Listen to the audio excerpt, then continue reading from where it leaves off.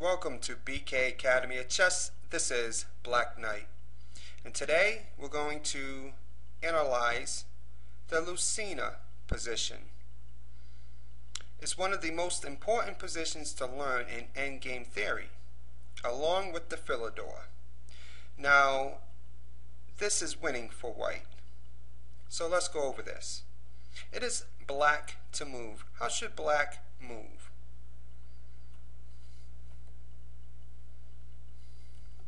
King to e7. Because look at what we have here. The king is in front of the pawn and it's locked in. So what black strives to do is to keep the king in front of the pawn. Now, how should white play to release the king? Rook to f7 is played by most amateurs because they don't know how to play the Lucena. And that's why we're reviewing this, if you pick that answer. And the king just maintains its position, keeping the white king locked in.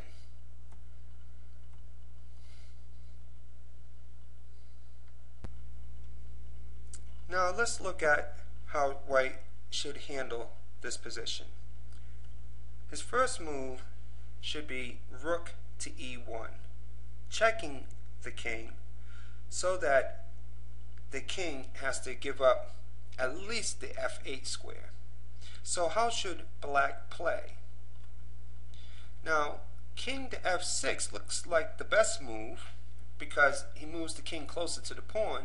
However, this just provides shelter for the white king, and now black has no checks and the pawn easily promotes. Therefore, the king steps to the d file, with king to d6 being the next best alternative. But how should white play here? The king can still escape with king to f8.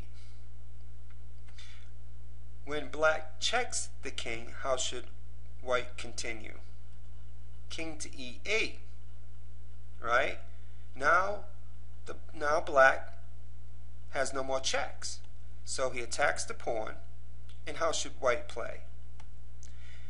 Rook to e7, protecting the pawn, while still providing shelter for the king, right? Black does a waiting move. The king steps over to help the promotion.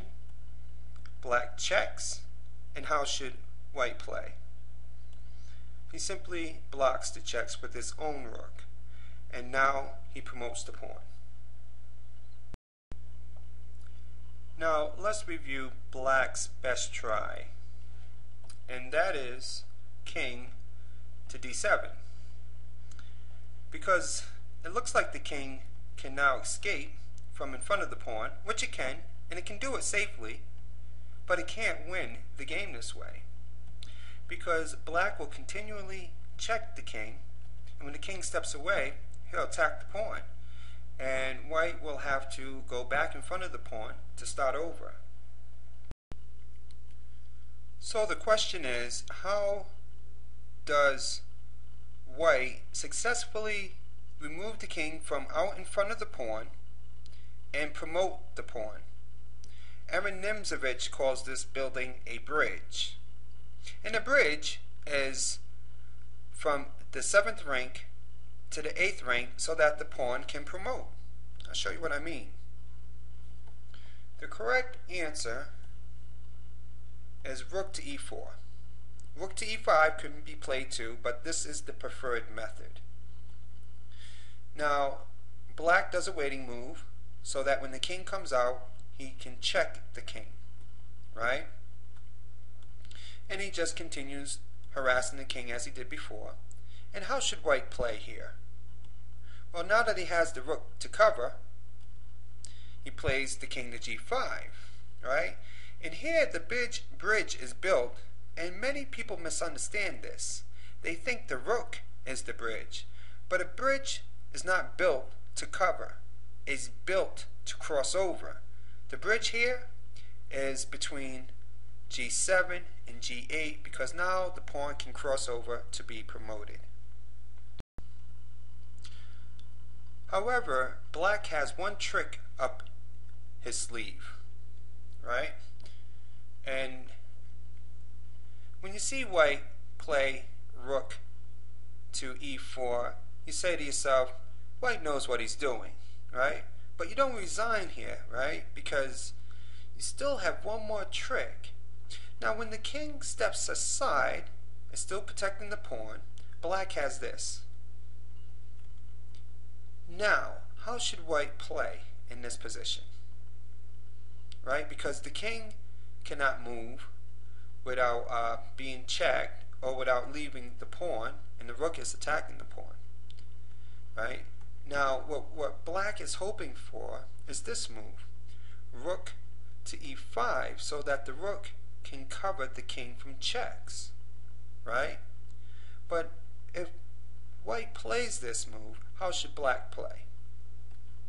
And that's a draw. Now, let's look at how white should play. He should simply check the king. Now here, what is black's best move? You might think that attacking the rook would be the best move. However, this is an easy win because the rook goes to the promotion rank and the pawn easily promotes. Black's best defense here is king to c7 to protect the promotion rank. Right? So how should white play here? Now white can play his rook to the 5th rank to provide the shelter for his king.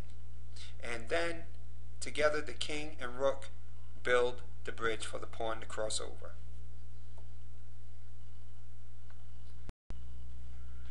Now let's take a look at the alternative solution, which is rook to e5.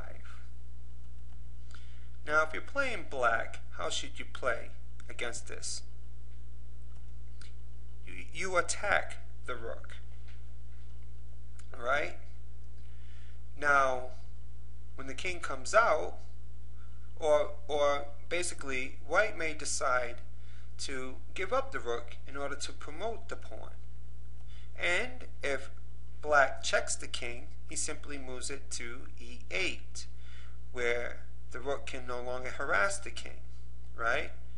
And the king takes the rook, and white wins with this position. But sometimes a queen versus a rook can be difficult to win when the side with the rook knows how to defend. And why choose this over having a queen and rook versus rook?